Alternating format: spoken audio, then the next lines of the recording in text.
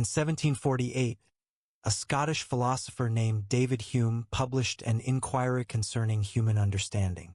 In it, he argued something that sounds simple but was explosive. Human knowledge comes from experience and reason alone, not from religion, not from tradition, not from the authority of ancient texts. If you cannot observe it or reason it out from observations, you don't actually know it. This was the Enlightenment in a single sentence. The Enlightenment, also called the Age of Reason, ran roughly from 1685 to 1789.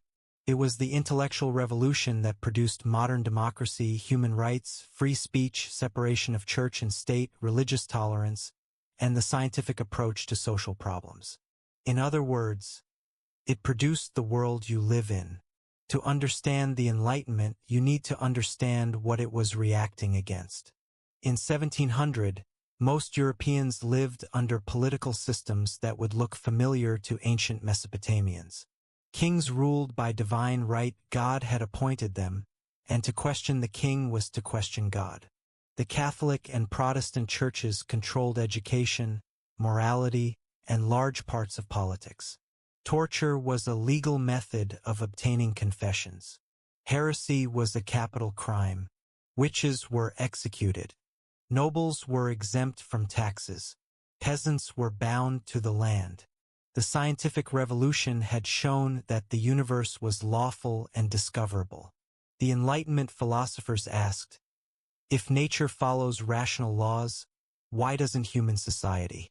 If Newton could describe the laws of gravity, why couldn't someone describe the laws of just government?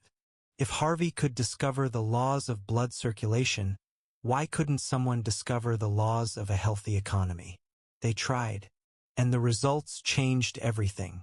John Locke, writing in 1689, proposed ideas so radical they seem obvious today. Government, he argued, exists to protect the natural rights of individuals, life, liberty, and property. These rights are not granted by kings or churches. They are inherent in every human being. And here is the revolutionary part. If a government fails to protect these rights, the people have the right to overthrow it. This was the intellectual foundation of every modern democracy.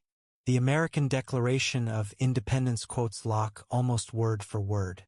Thomas Jefferson replaced property with the pursuit of happiness. But the structure was pure Locke. Voltaire, the great French satirist, used wit as a weapon against religious intolerance and political tyranny.